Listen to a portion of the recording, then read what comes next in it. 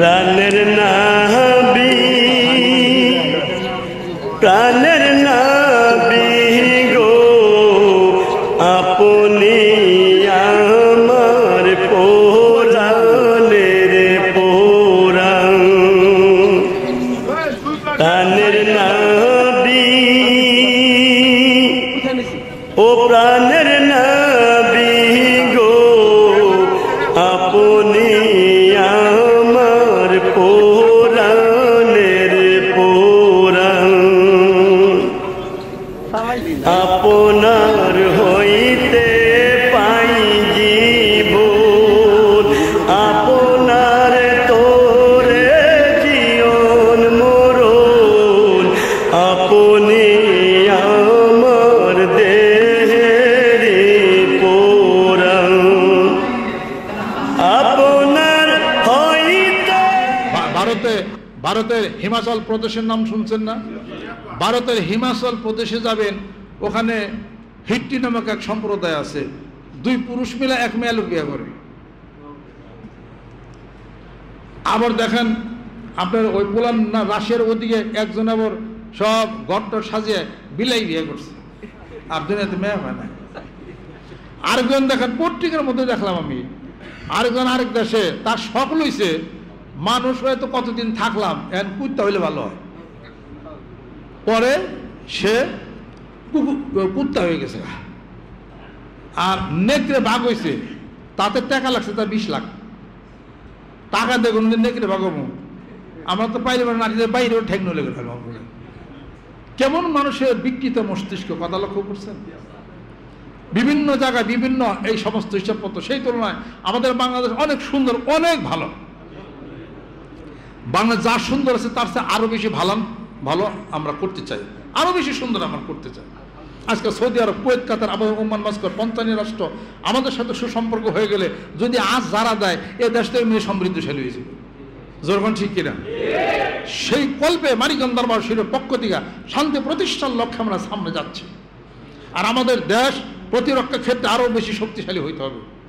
যে plane crush হলো, এরা চীন দেশ, চীনের তৈরি, 1990 সালে এটা বানানি বন্ধ করে দিছে। 2024 সালে প্লেন কেন চলে? এই প্লেন কেন এত জনবসতি এলাকাতে এই ট্রেনিং এর ব্যবস্থা কেন এটা করা হয়? এই যুদ্ধ বিমানিটা, এটা আমাদের অদূরদর্শিতার ব্যাপার। এবং সেই সঙ্গে এই বিমান বাহিনী সহকারে, পদাতিক বাহিনী সহকারে আবার ভালো করে একটু খুঁজ খেয়াল করতে হবে। আরও এরকম জর্তা বাঙালি কোনো প্লেন আছে কিনা, বাঙালি কোনো গাড়ি আছে কিনা, বাঙালি কোনো রেল আছে কিনা, বাঙালি কোনো আপনার ওই যে ফেরি কিছু আছে নাকি। বিভিন্ন সেক্টরে যে সমস্ত নিরাপত্তাহীনতা যত যানবাহন আছে সব একযোগে এগুলো সব বের করতে হবে। ব্যক্তিরা মানুষের জননিরাপত্তার ব্যবস্থা করতে হবে, রাস্তার জননিরাপত্তার ব্যবস্থা করতে হবে, ট্রান্সপোর্টের জননিরাপত্তার ব্যবস্থা করতে হবে। শুধু খালি এক বিমান হয়েছে আর আন্দোলন হইলো, আটক সব ফালাই দিলেন, তা তো হবে না।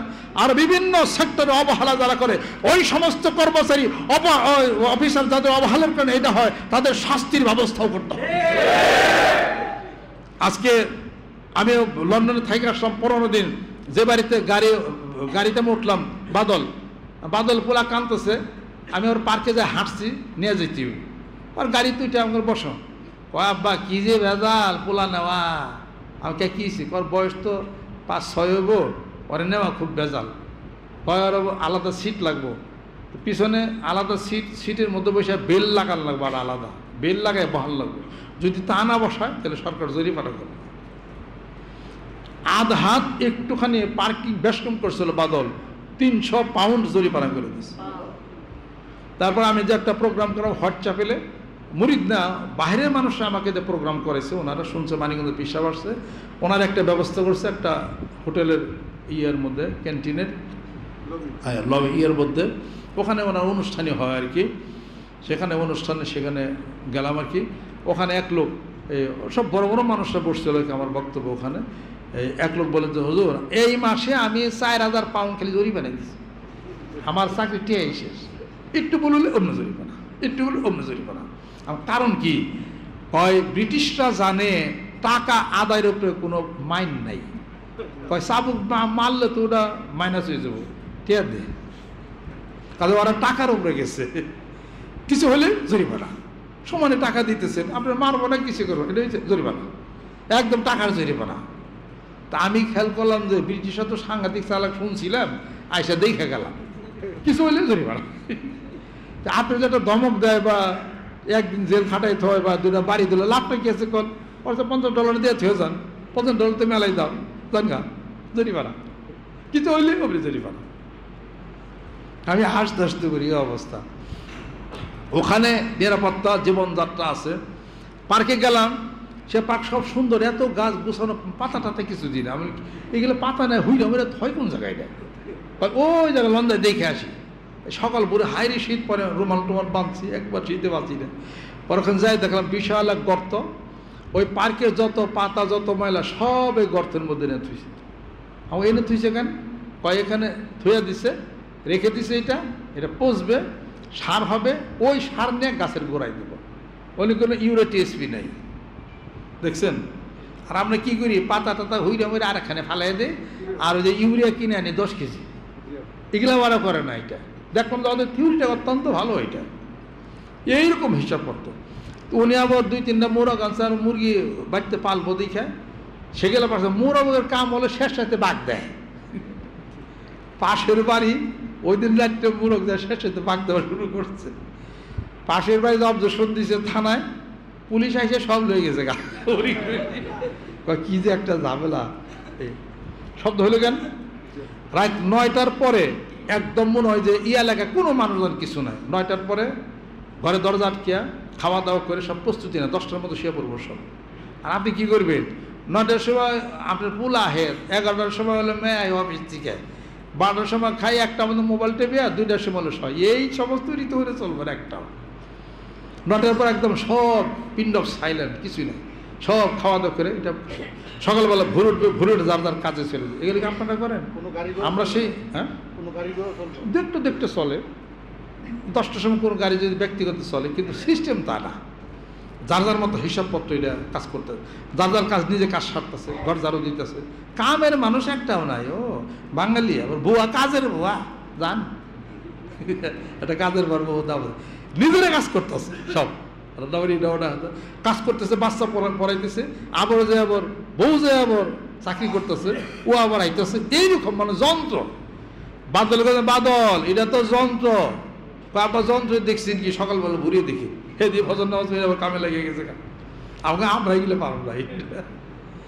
বাঙালি যদি লন্ডনে যান এর জাত হয়ে যাবেন, জান গা, খালি লন্ডন শুনছেন না যে ভালো, এটা ওটা যারা আছে কান্দা মরতেছে, আমাকে দূর বাংলা যাই বললে বাঁচে, এত নিয়ম কাম করে চলে নাকি। এটা কলার শুকলা ফালাইছেন, ওই যে ক্যামেরায় দেখছি, জরিমানা হওয়া সারা, এই অবস্থা। কাজে উন্নতশীল দেশ যেগুলা, তারা আইন ও কানুনে খুব কঠিন, আইন যেখানে কঠিন, শান্তিও সেখানে আছে। সুবহানাল্লাহ।